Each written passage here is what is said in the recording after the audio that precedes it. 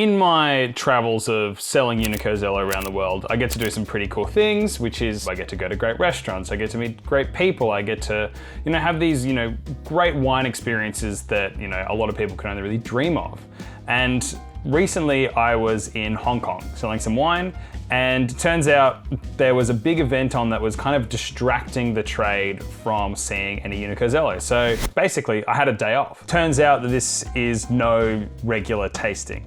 It was James Suckling's Great Wines of the World tasting. So my thunder has been stolen in Hong Kong, but luckily enough, our wonderful distributors in Hong Kong, Northeast Wines and Spirits, have a producer who was being showcased at this wonderful tasting from South Africa, that being Klein Constantina with their iconic sweet wine, Vin de Constance. Basically, our distributors, they were busy. They had to man the stand for Klein Constantina and pour this wine for hundreds of different people in this big tasting. But luckily, they were able to sneak me in under the guise of a moniker.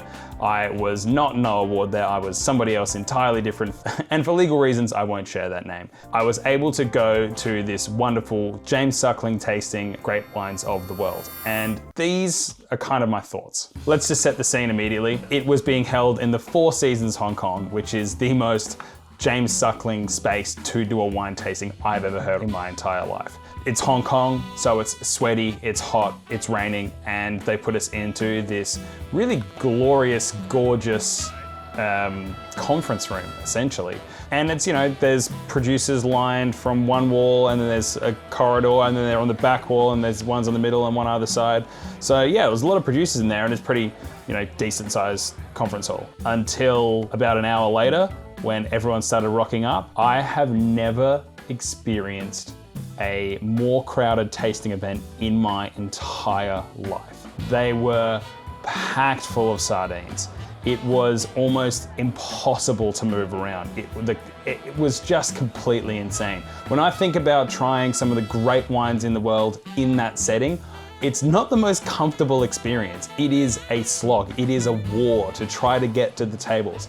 And that's the thing. Since there are some iconic wines in these places, there are lines queued up at this, each of these individuals. There are lines queued up at these individual stalls with these wines being poured. And you just have to wait, and you're getting smushed and you're sweating. It's not a comfortable experience. As far as an enjoyable wine drinking experience, it's not quite that. So the setting of the place is, it's a glorious concert hall, but when you're trying to jam way too many people into this space, it becomes tremendously uncomfortable. But with that being said, there were friends around, there were a bunch of people going, having a good time. The great man, James Suckling, he was there. I didn't say hello. I have no interest in talking to James Suckling. I'm sorry. Very influential wine figure, but I can't say I'm the most curious to know his thoughts. They're pretty evident on the wines that are on show. And let's get into that. What was great about the wines being shown? Well, look, there are some iconic wines here. It's not every day you get to taste Sassicaia and Ornellaia like right next to each other. Like, I've never tried Ornellaia. I've tried Sassicaia once in my life, and I was very lucky to do so when I was in Madison, Wisconsin, of all places, and this lived up to the hype. So I got to try two of the most iconic Super Tuscan wines right next to each other. I can't afford these wines. These are, collectible wines that, are nearly $1,000 to purchase. Like, absolute cult figure wine. So to be able to experience that, amazing. As much as I'm very lucky I didn't pay for this ticket, it's $120 US for this ticket. There's hundreds of bottles of wine in the room, and the ticket's $120 and you get to try some iconic stuff that you might not otherwise get to afford. Spending $120 on one really nice bottle is something that, people like me get to do a couple of times a year for birthdays, Christmas, all that kind of stuff. So to spend $120 to try some wines that you can't afford, it's actually money well spent. With that being said, I was a little bit let down with what was on offer. Yes, there was some absolutely fantastic wines, but as far as the width and breadth of the world of wine, there were some pretty glaring omissions and some real hard focuses on particular areas. For a room of great wines of the world, there was zero wines from Burgundy. Absolutely zero. There was a slight, dusting of champagne. There was 2 producers from Australia. And as we know, as much as we love these wines and love these producers, there is a much greater width and breadth of fantastic Australian wines than just 2 producers. And those 2 producers were Torbreck and Penfolds.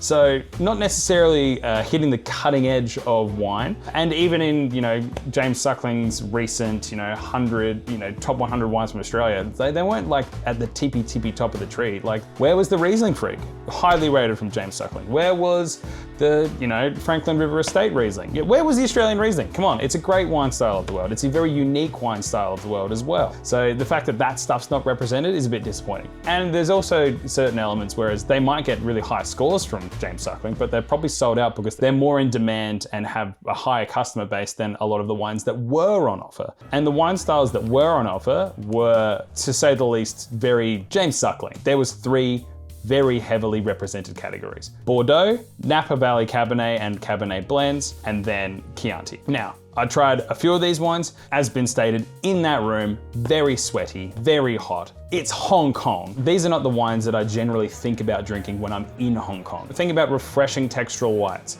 chillable style reds, maybe something like, with good acidity, low tannin, all of those kind of different things. Those red wines, well, there's acidity in some of them, absolutely, but there's a rusticity and a density to them that don't necessarily reflect what I want to drink in those locations.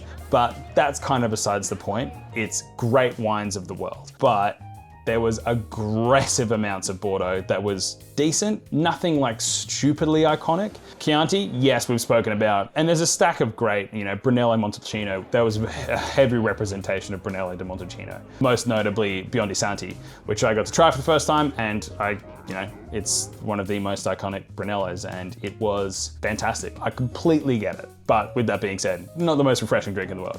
Unfortunately, the diversity wasn't exactly what I was looking for. I was hoping for some more representation from, even just the wider Americas, more wider California, not just Napa. Of course, more Australia, more white wine styles, really. It was just heavily dominated by red wine. And we know that the general trend in the world, of course, particularly in Australia, is moving towards lighter bodied style, moving more towards white wine as well, and sparkling. And there was an underrepresentation of those wines. So what was on offer was a bit disappointing as far as what categories were on offer. The wines that were on offer were really good. There's no doubt about that. So still providing a great deal of value. I've really kind of talked a little bit negatively about the experience, but overall I had a good time. There was only so long I wanted to be there because it was intensely confined and I was packed in like sardines. But one of the great things with that is they actually make that relatively easy to do because they give you this awesome little book which has all the wines there and all of the James Suckling points. Flicking through this book,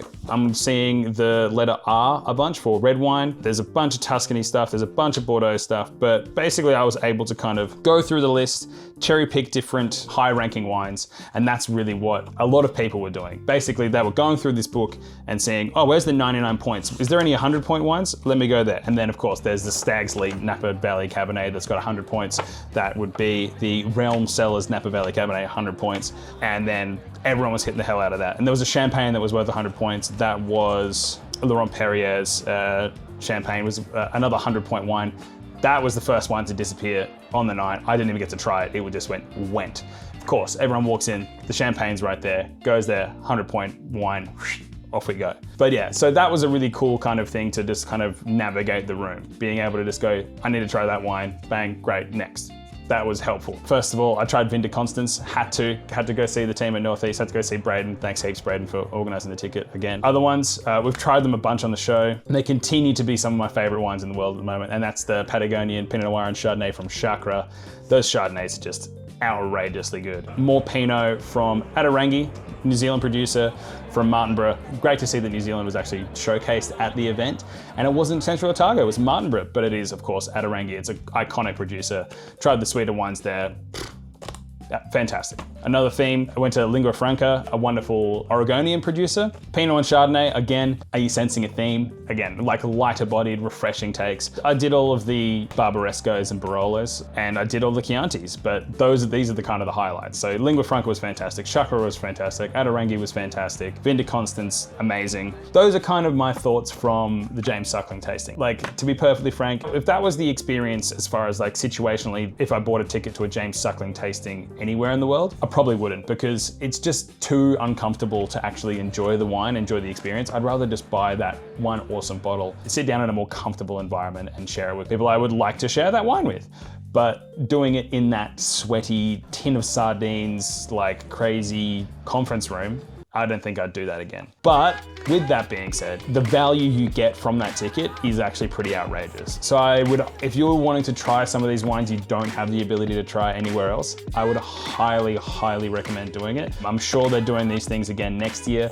Prepare yourself to drink a lot of like rustic red wine, unless the producer makeup shifts. But yeah, that's it for me. Not necessarily the biggest, I'm not a James Suckling reader, but that was definitely a fun experience. And to see the great man in the flesh in Hong Kong, of all places, it was great. I'll see you next time.